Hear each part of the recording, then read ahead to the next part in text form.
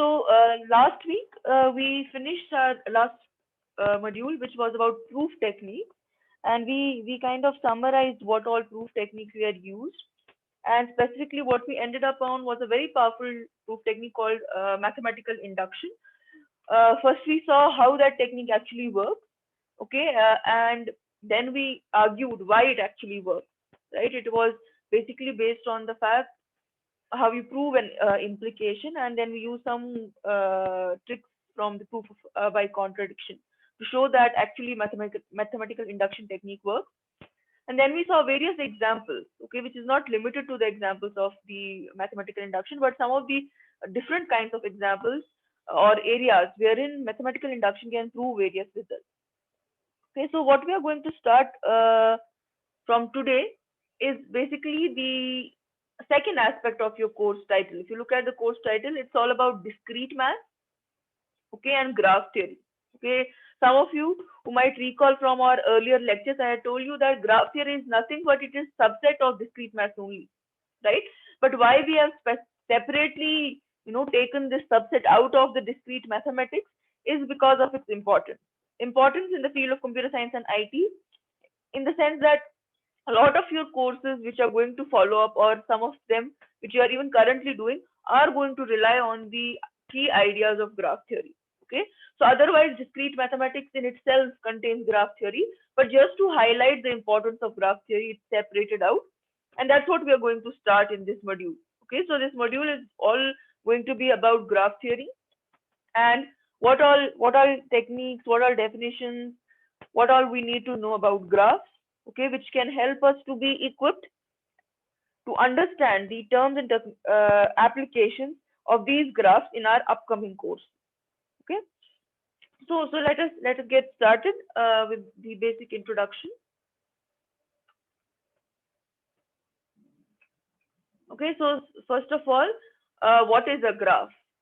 Okay, so like not the formal definition, but an informal or an overview definition. Graph are basically discrete structures. Okay, so before I continue on the remaining definition, let us recall what do we mean when we say something is a discrete structure. By structure, I mean a mathematical structure, of course.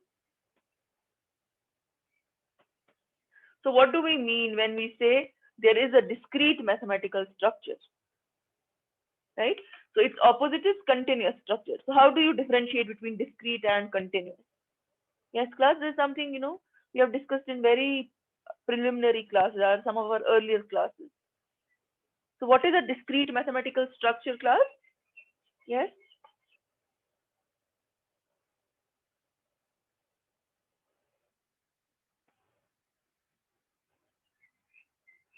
Sorry, Kundam, can you speak it little loudly? There's some background noise.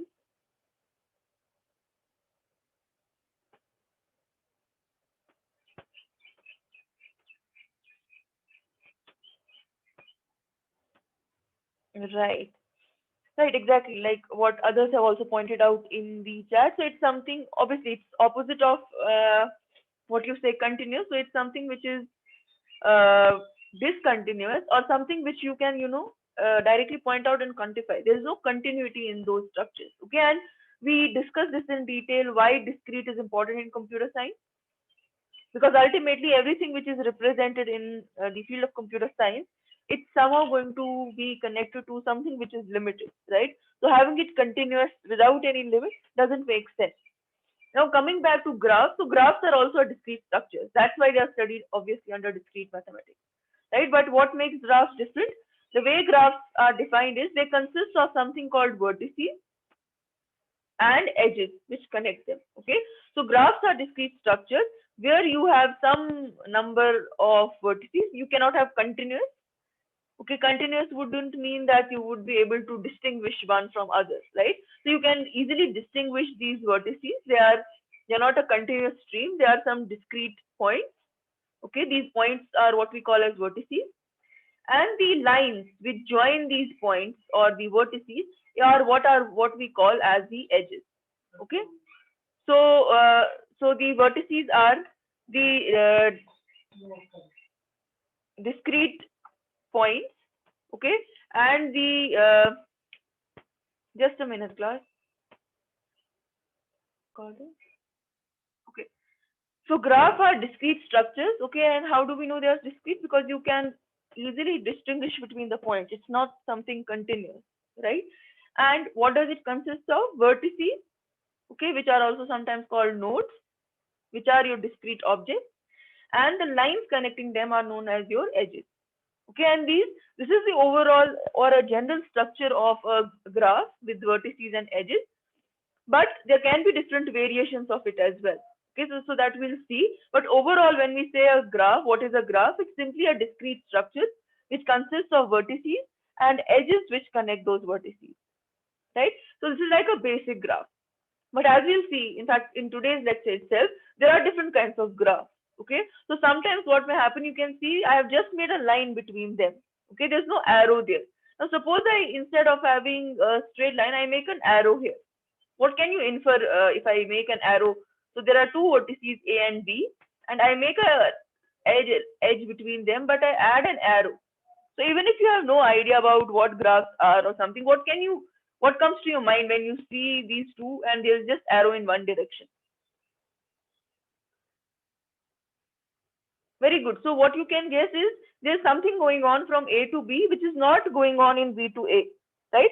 But if I suppose here I make like B to C, so same thing you can infer that there is something going on from C to B, whereas reverse direction is not possible, right? So there are going to be different kinds of graphs where there are going to be direction of these edges, or sometimes what you'll have is instead of one, you'll have two edges between the same vertices. Okay, or there can be a self loop, means there can be an edge with the same vertex to itself, right? So all these versions is something which we are going to discuss in today's lecture itself. So that is like the variations of our basic graph. But when we look at a a standard graph, those graphs are simply discrete structures, okay, and they consist of vertices, which are your discrete points or nodes, and edges, which are going to connect those vertices. Okay, so let us move forward to now the applications. Okay, why is graph theory so important? So basically, if you conceive problems in any discipline, you try to think of any problem in any discipline, you will see that there are plethora of graph models to model each one of them. Okay, just to give you some examples, I've quoted it some, and you'll see the variation in the examples itself. So graphs have been used to represent competition between species in ecological niche. Okay, so suppose there is a forest, okay, and then there are different animals there. Okay, what kind of competition is between different species? Like lion, they eat deer, deer feeds on grass, and so on. There's a food chain going on, right? What is the competition between different species? That can also be modeled as graph, right? So in this context, whenever you see any application and you are told that you are going to implement graph theory on it, first thing always you need to do is fit that application into the graph setup, which means identify what are going to be vertices, what are going to be edges, right? So if I talk about this graph, which represents the competition of different species, okay, what would be the nodes in this case? Yes, what could be the nodes or vertices in this case? That's the only thing you need to think about. The rest, all the terminologies and things of graph theory will apply. The only thing you have to see is the fitting your application with the graph setup. Very good. Species could be nodes, and what could be the edges between them? The competition or interaction, right? That could be the edges between them. Similarly, other example is graph can be used to represent who influences whom in an organization. Okay, so if you have an organization, suppose there's a multinational corporation, and there are different employees, right? So there's always a hierarchy. You have a group level boss, and then all the different groups. Suppose there's an HR group, there is a marketing group. They have their own heads, and their head is also like a CEO, right? So graph can also be used to model who influences whom, right? In this case, you can see the nodes could be the employees, right? And the interaction could be who, like, there could be a edge between the two employees if they would influence each other, right? Similarly, if you look at round robin tournaments, you are going to hold a tournament and you are going for a round robin strategy. Okay, round robin strategy means they're going to play in a continuous fashion. That one of the they're going to play against each other in kind of a circular fashion. Okay, if you want to represent the outcome of that, who won from it, that can also be done using graph. Okay, apart from that, there are other plethora of applications where graph is important. Like if you have road maps can also be modeled as graphs, right? So can you tell me what could be vertices and edges in this case if I model road maps as graph? Anyone? So for road maps, what could be the vertices? What could be the edges?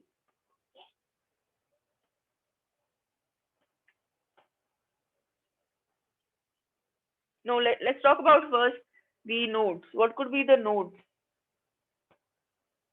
Very good, Dhananjay. A very good modeling would be make the places as the vertices, the location as the vertices, and make the edges the roads existing between them, right? And then using this, you can, find what is the shortest route and so on and so forth. Similarly, acquaintance or between the people, who knows whom, even on social media, who is in the friend network of which person.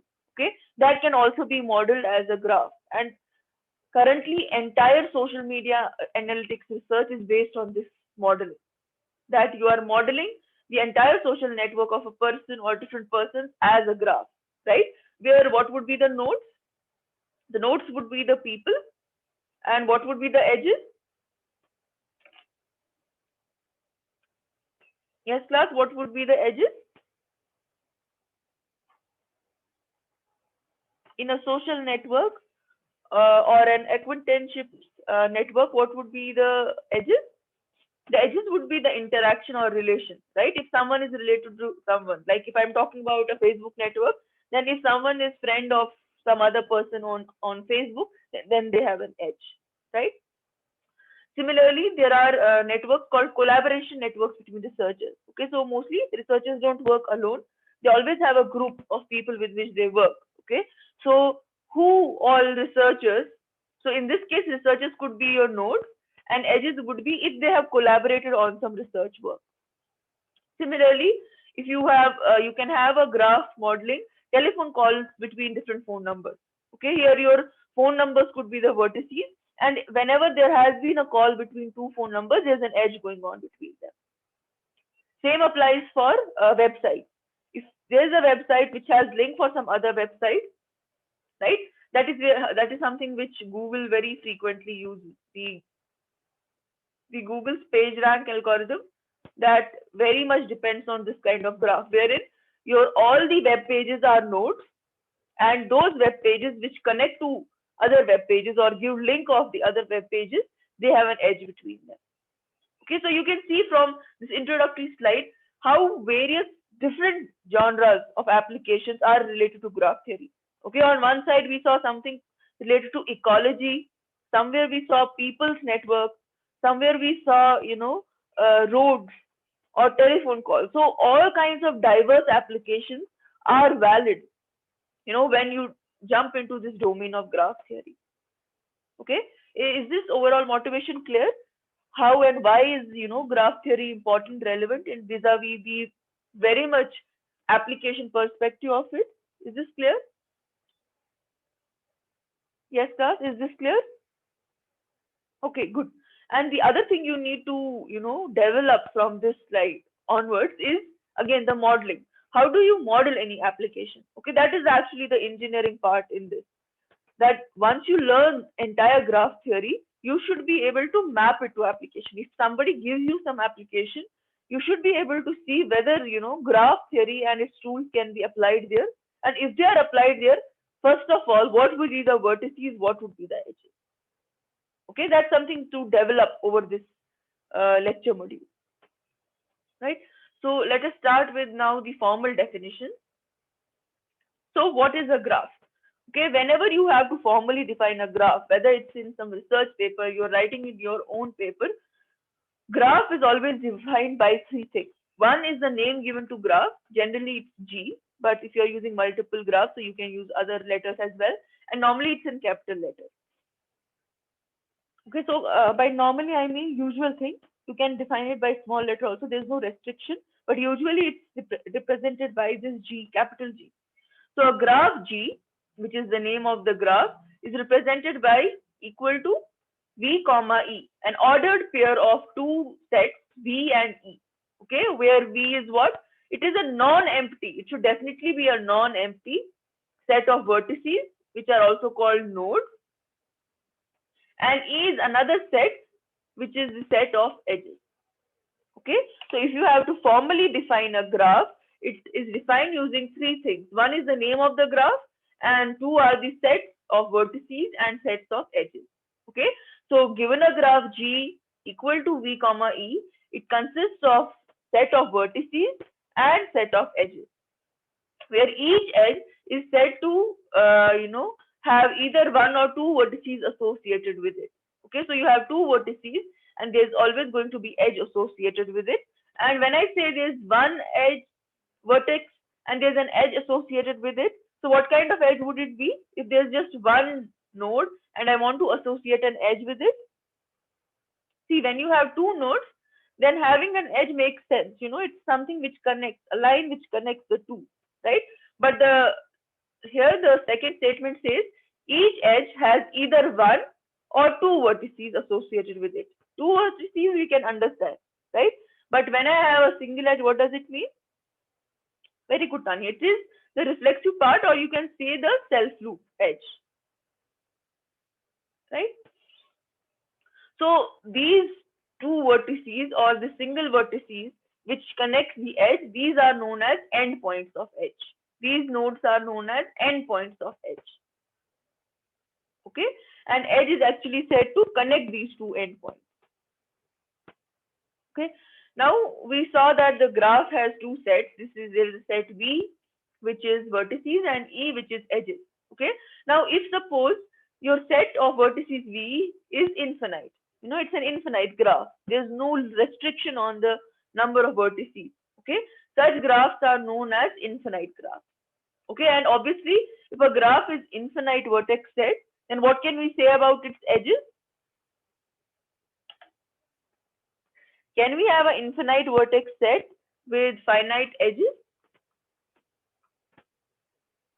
Okay, let me first correct the question properly. So can we have an infinite graph with infinite vertex set but finite edges, but it's a connected graph? It's not like, it's just nodes and there are no edges. Assuming that it's a connected, fully connected graph, fully connected means all nodes are connected to every other node, okay, and it has infinite vertex set.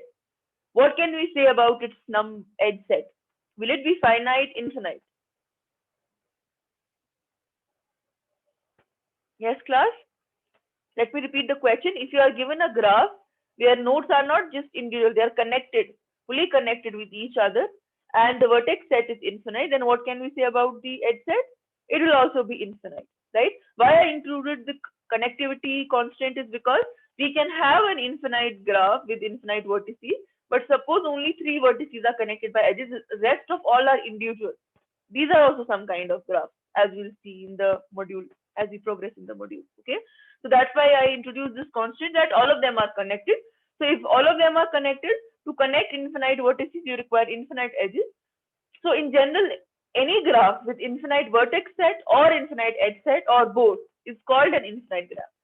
If any of the two or even both are infinite, such kinds of graphs are known as infinite graphs, right? And what would be the opposite of it? If any graph has finite vertex set and a finite edge set, they are called finite graphs, right? And typically in this lecture module, we are going to deal with finite graphs only. Okay. Any question till this point? I think these are only basic definitions, right? Okay, so let us go ahead with some examples.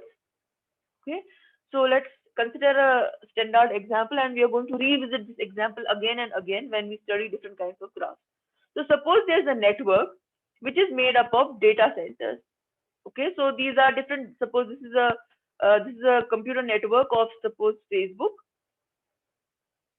Okay, and all these names that you see, these are the location of Facebook's data centers where its data is stored in different server farms. Okay, so you have San Francisco, Los Angeles, Denver, Chicago, and all of this. Okay, and the edges between the different places denote the communication links between the networks of different places. Okay, now if I have to model this as a graph, I can easily say that what I can do is I can represent each location of data center as a point or a node, as you can see, the vertex. And what do I have on edges? Edges will represent the communication link. If any of the PCs or computers on the two networks or two data centers are connected by a communication link, those are we call as or model as the edges. Right? Is this setup clear? Because we are going to understand various types of graphs on the same example, computer network of data center. Okay, is this mapping clear? How a data center network is mapped onto a graph, the node and edge representation. This is clear for this example? Yes, class, is this clear? Okay, now based on the same example, let us define some basic notions of graph. First of all, what we have is called a simple graph. Okay, now let us understand what is a simple graph. So if you notice in this previous diagram, okay, the graph represents the computer network. There were no edges which connected vertex to itself. There was no self loop, right? You can see there are no self loops. Neither are there any multiple edges between two vertices, right? Neither you have a self loop, nor there are two edges connecting same pair of vertices.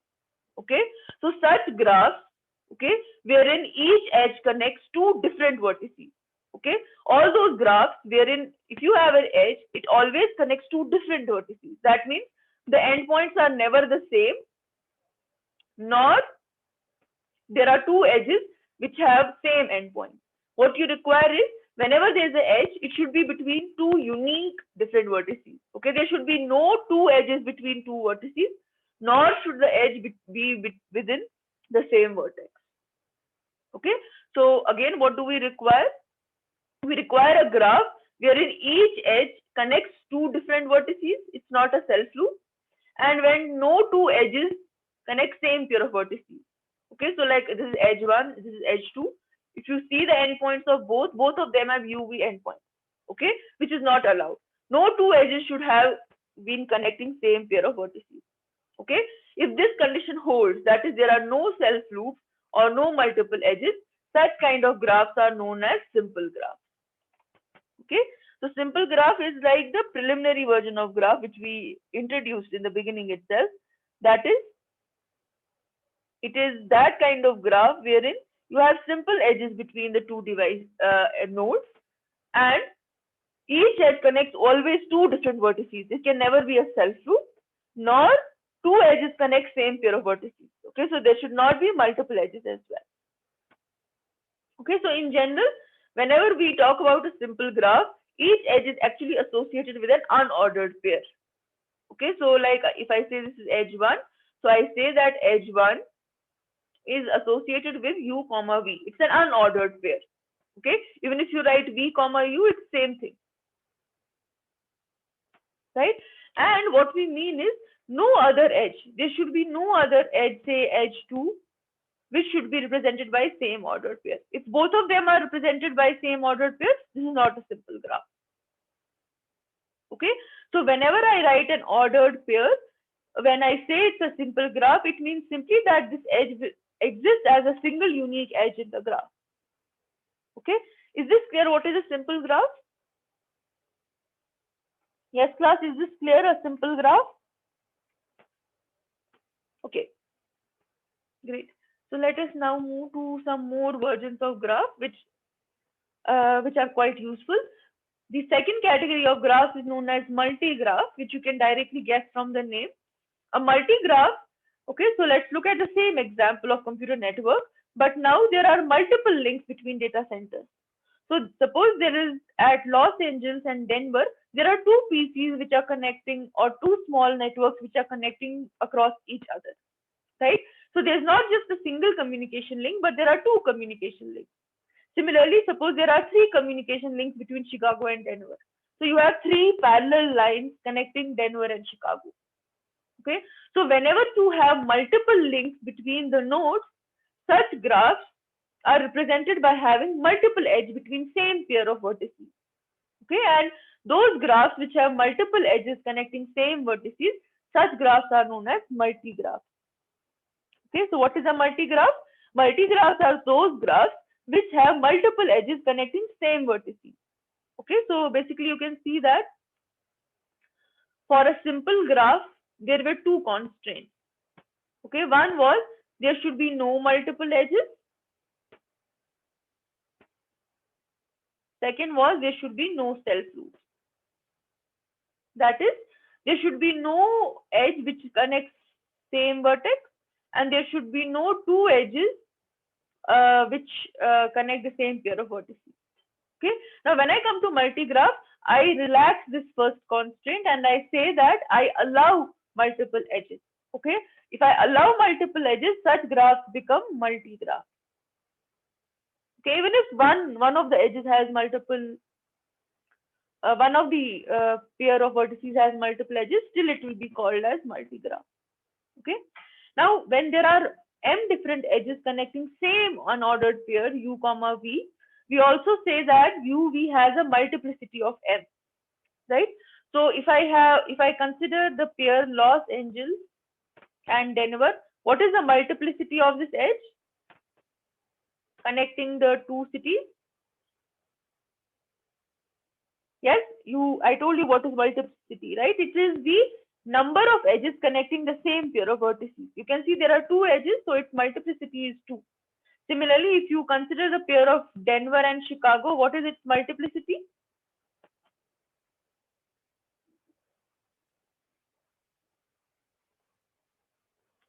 Very good. There are 3, right?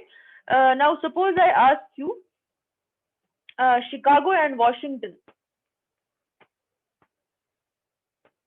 What is its multiplicity?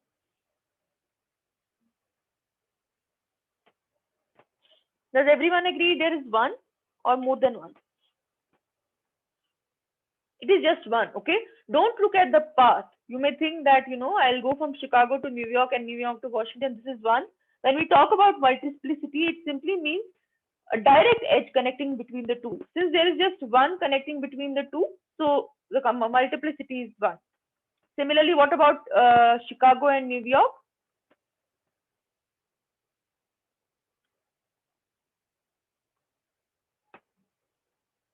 It's just 2, right? So this one is not counted because there's no direct edge, right? So when we talk about multiple edges, we always define their multiplicity. How many multiple such edges are there between a pair of vertices?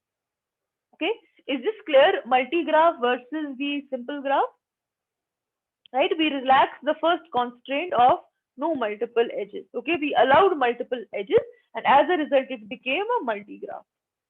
Okay. Similarly, if you relax the second requirement of simple graphs, such graphs are known as pseudographs. Right? So what would be a pseudograph? Let's first look at the motivation. Okay, so if you look at the same motivation example of computer network, okay, and now what you require is, sometimes data centers require links to itself. Okay, in practical scenarios, when is it required? Sometimes you require a feedback loop for diagnostic purposes. Okay, what does it mean? Suppose there is a data center at San Francisco and you want to check whether data is being correctly handled at this data center or not. Okay, so what you would like to do, you would like to send something to yourself. It's like the ping. Like when you have to check your internet is up or not, you can go to your command prompt and do a ping, right, to check whether your internet connection is up or not. So same thing in data centers, there may be a requirement wherein you need to send something to yourself just to see whether you are connected or not, for diagnostic purposes, whether there is some error or I'm connected or not. Okay. In such a case, we require the nodes to have link to itself, right? So to model such networks where the edges connect a vertex to itself, okay, which are also known as the loops or self loops, okay, such kind of graphs are known as pseudographs. Okay, so pseudographs are those graphs which may include loops, and they can also have possibly multiple edges. Okay, but what is important is also loops. If you have loops, then you are said to be pseudographs. Okay, and there is no restriction that there should not be multiple edges. They can have multiple edges. They can also be without multiple edges. Right? So we saw three versions of graph. First was simple graph, which had no self loops, no multiple edges. Then we saw multi-graph, which has multiple edges allowed. Then we saw pseudograph. Okay, pseudograph can have two versions. Pseudograph main requirement is loops. Okay, but it can also have multiple edges. Right? So these were the three category of graphs called simple, pseudo, and multi-graph. Okay, is this clear to everyone? The three kinds of graphs and how we progressed by relaxing one of the constraint of simple graph. Yes, class, is this clear to everyone?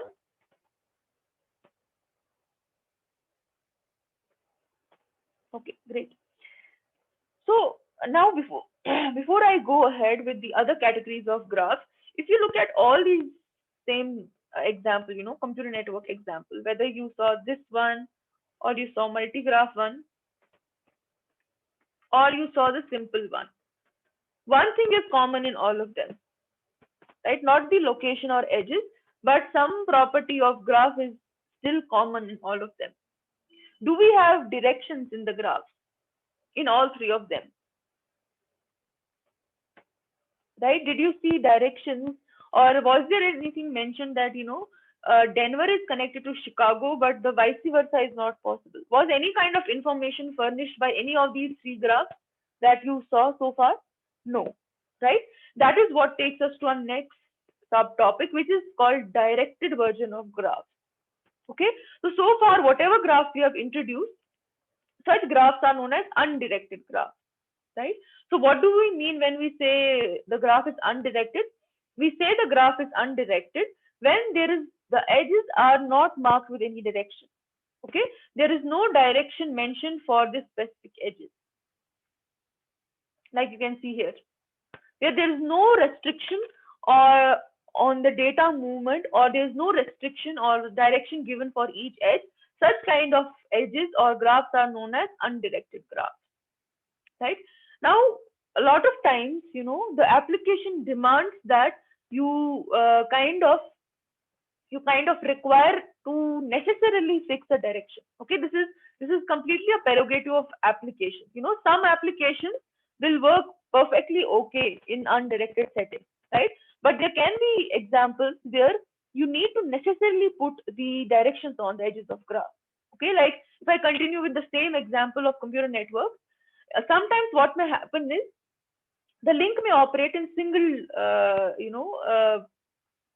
single duplex line, or even if I make the concept easy, it may work in something called a simplex domain. Simplex means a one-way link. Okay, like suppose there is a server from which you can only download. Okay, and there is a PC connected to it. Okay, so there are suppose 3 PCs connected to a server, and what we do is usually we only download from it. We don't upload it. Okay, so if I want to model this network with the server and 3 PCs as a graph, what is a more ideal graph to use, undirected or directed? If I know for sure, that I'm never going to upload something from PC to server. So what would be an ideal graph representation for it? The directed version or the undirected version? Very good. It would be directed because we know that reverse direction is not feasible. So that edge will never exist, right? So best way to represent it would be to specifically mention the direction of the communication between server and PC, right? Similarly, there can be a lot of other examples where you necessarily require, or a better way would be to represent the model as a directed graph, right?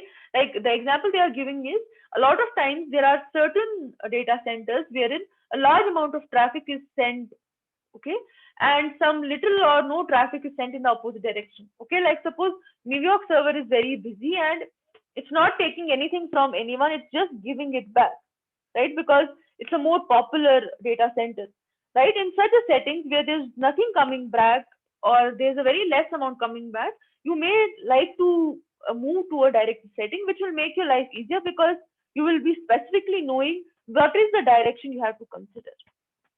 Right? Can you quote some other applications where just make hypothetical applications where directed graph can be useful? Just quote one or two, just so that I see that you are able to model graphs in applications. Yes, class. Just model some practical applications. We have already seen some examples on the introductory slide. Just use any one of them as well, and tell me some applications where directed graphs would be more useful or apt to the situation.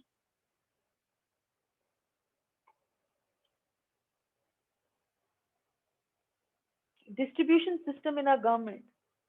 Distribution means like food distribution system, you mean? Okay. So if you assume by schemes or something, we don't return them anything, but we return them tax, right? That's how we get the scheme. But if you assume, suppose just food distribution, obviously it's one-way flow.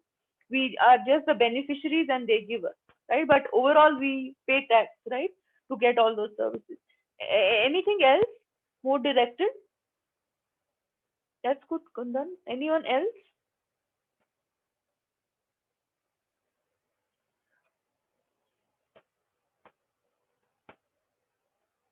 That's nice. Class link shared by teacher to. So we want to make a complete graph out of it. Okay. So what you can say, Rohit, is you make a network of teachers. You make a network of student teachers. Okay, where the nodes are teachers and students, and you make a link where the links are forwarded by someone. Okay. So in that case, it will always be an edge from teacher to class. Okay, that's fine. Shopkeeper selling product. Okay, that's also perfectly okay.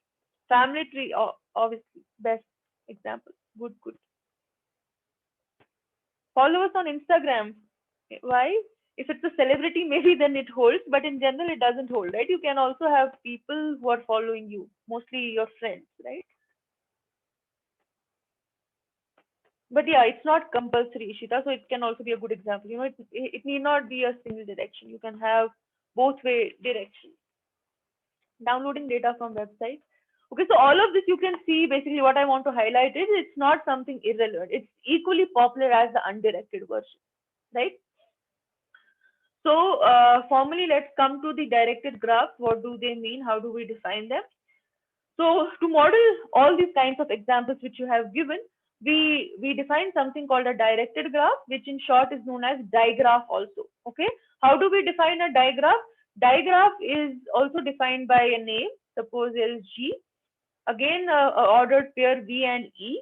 Okay, a non-empty set of vertices and a set of edges. But these are not simple edges; these are directed edges. Okay, which are sometimes also known as arcs. Okay, and a lot of time people denote a vector sign on E to denote that it's a directed graph, and they also denote a vector sign on G to denote that it's a directed graph. Okay, so this is also a common practice. Okay, so what is a directed graph or a digraph? It's again a graph consisting of a non-empty set of vertices and a set of edges, but the edges are not simple edges, they have directions associated with them. Okay, and as a result, if I have some nodes and I have an edge between them, okay, so if I write an ordered pair u comma v, so what kind of pair is this? Will it be an ordered pair or an unordered pair? Okay, by ordered and unordered I mean if I flip the order of the two, it shouldn't mind me. If this is a undirected graph, whether I write the edge is uv or I write vu, it's one and the same thing, right? Because there's no starting or end point. But suppose I make the edge as u comma v. Can I denote it as uv or should I denote it as v comma u? And are both of them similar or different? Okay, this was a setup when I had undirected edge between u and v. And now I'm talking about if I have an edge from u directed to V. Okay, so if I write the edge as a pair, will it be an unordered pair, which means the order of the vertices is not important, or will it be an ordered pair where the vertices order is important when you represent an edge?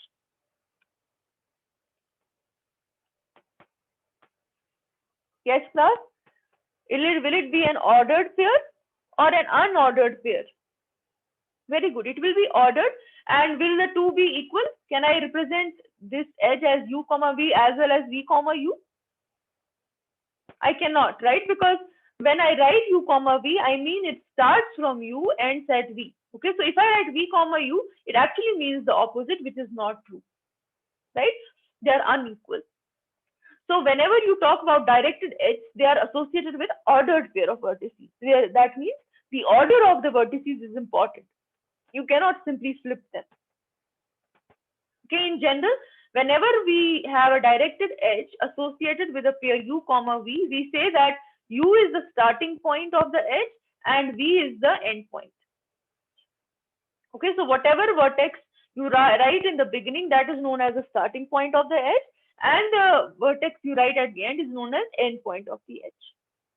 Okay, and in general, when I'm drawing graph, directed graph, on paper or as a drawing, the way the directed edge is shown is by putting an arrow, okay, at the destination. So if I have a edge from U to V, the way I can show the edge between them is make a pointed arrow direction on the end point.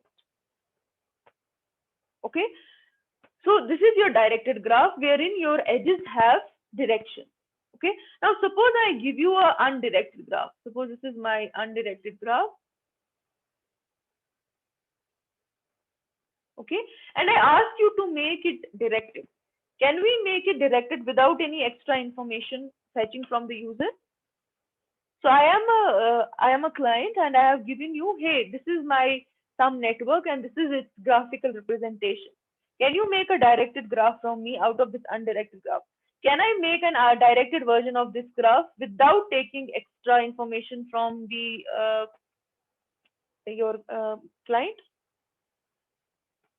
So everyone is saying no. Why can't I do it? So by directed, I mean I need to have an edge, right? So can't I do like this? Okay, let me just show you and then tell me, is it equivalent? Have I done any mistake?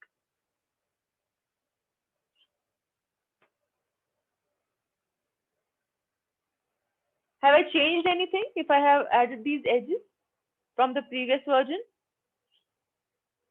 Have I added any information which was not there? Yes, class. Have I added anything which was not there? Have I fabricated any information or is it the same as previous one?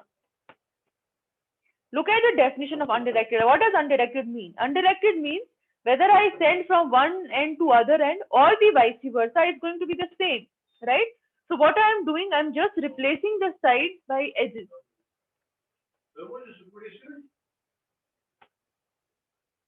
Right? So you can see, if you look at this graph which I have shown on the screen, this is a directed graph. It follows under this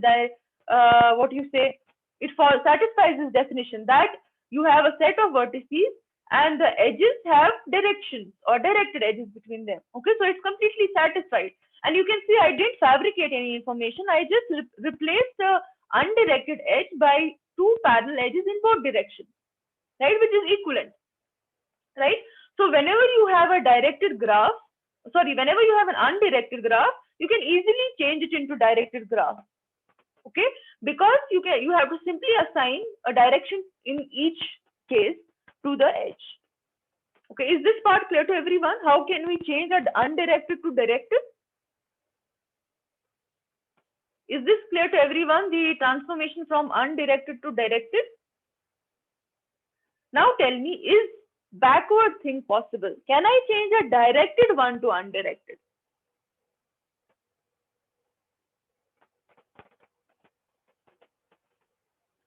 Okay, so let me just give an example, so that you can answer it much better way.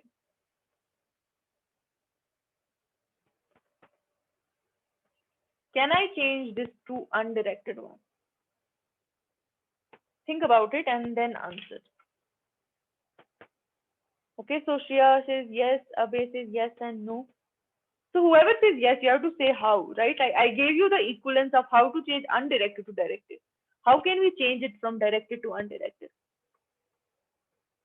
Because the problem is, suppose I consider UV, so there's an edge from UV. Okay, if I replace it by a single edge, it would mean communication in both direction, which is wrong. I'm giving a wrong impression.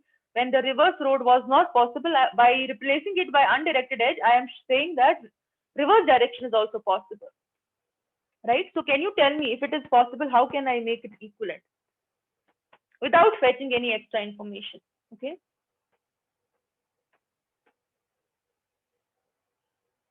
Yes, class. Tell me, is it possible or is it not possible? Is it possible or it's not possible?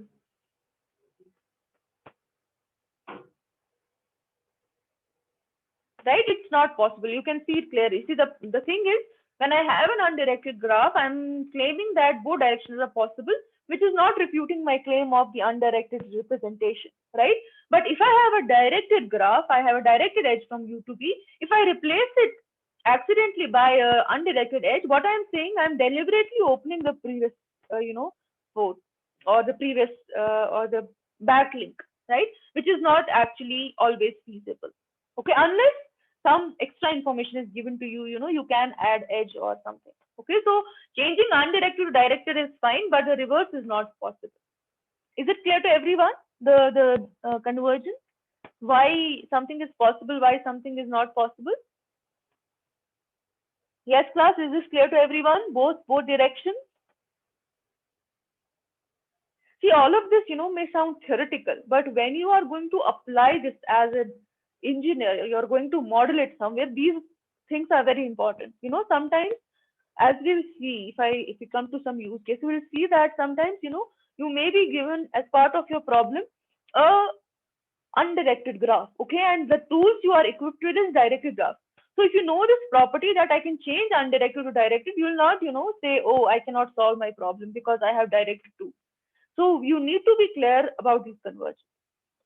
Okay, now moving on further, like you had different versions of undirected graphs, when we studied undirected graphs, we saw the three versions of it. We saw simple graph, we saw multi-graph,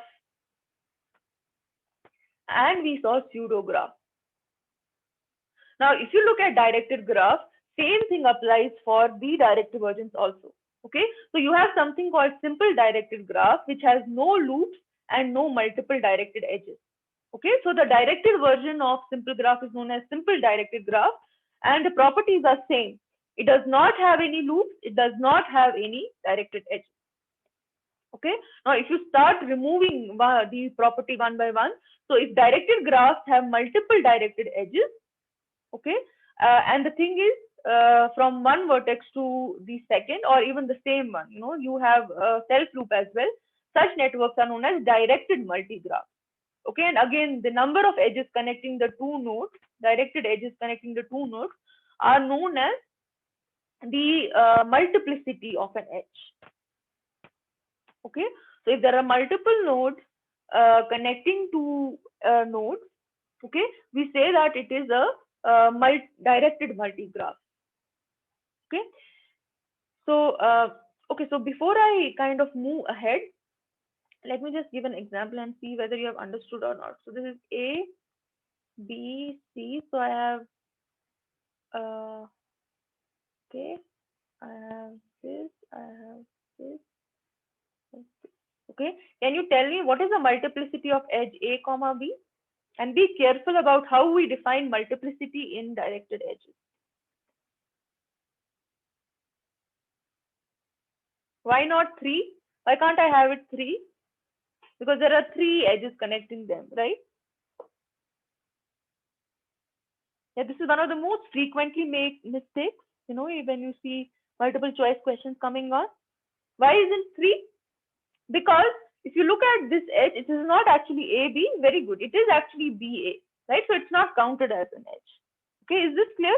Why the multiplicity of this edge was, 2 and not 3. Now, if I replace it by an undirected version, Then what is the multiplicity of A comma B? It is 3, right? So you need to see the difference. Okay, this difference comes from the fact the way we represent each edge in a graph, right? Is this clear to everyone? The difference between the directed and undirected versions multiplicity? Yes, class, this is clear to everyone?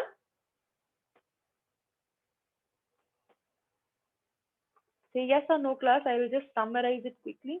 Okay.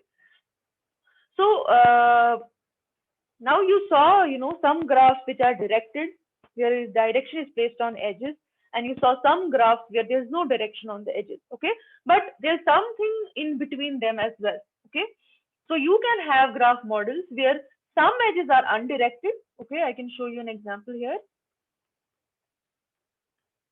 Okay, so suppose this is it. Okay, so I have 3 edges which have directions over them, and I have 4 edges which have no direction. This is also allowed, and practically there are applications where you may require a mix of edge types. Okay, some edges may be required to be undirected because they have both direction communication, and some edges require you to have directions. Okay, such graphs which have both directed and undirected edges are known as mixed graphs. Okay, like if I go back to computer network example, there may be links which operate in both directions. Okay, so suppose these are between PCs. So between PCs, the data may be transferred in both directions. Okay, but suppose there is a server. Okay, so let me give an example. Suppose there is a server and there are say 3 PCs. Okay, so server is only suppose one direction. It just gives data to the PC. But if you look at PCs, they can have bidirectional communication between them. So I will draw their edges as undirected version. Okay, so undirected version basically means both directions are possible. Okay, so such kind of graphs are known as mixed graphs. Okay, so let me just summarize all different kinds of graphs in this table. So these are the basic graph terminologies. Okay, you have simple graph, okay, which is an undirected graph with no multiple edges, no loops. Then you have a multi-graph, which is again an undirected graph, but where multiple edges are allowed, but loops are not allowed. Okay.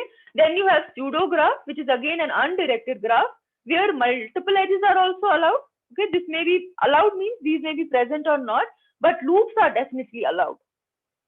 Okay, so these were the 3 categories of undirected graphs where the edges are having no specific direction mentioned, so both directions are feasible. Now coming to their directed version, you have simple digraph or directed graph, which is directed and no multiple edges, no loops. You have directed multi-graph, which is directed version, which may allow edges as well as self-loops. Okay, so for directed version, you don't have multi-graphs and pseudo-graphs separate. You only have multi-graphs. Okay, so there's nothing like a directed pseudo-graph. Both the properties of multiple edges and loops are contained in the multi-graph version.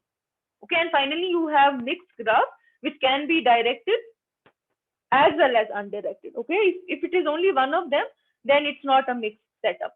Only when it is both, some edges are directed and some edges are undirected, it is a mixed graph, and all the 2 are allowed. Multiple edges are also allowed and loops are also allowed. Okay, so this is the kind of a summary of what we discussed, various graph terminologies or various types of graphs which can exist while modeling different applications. Okay, so I'll stop there. We'll continue with it tomorrow. Any questions?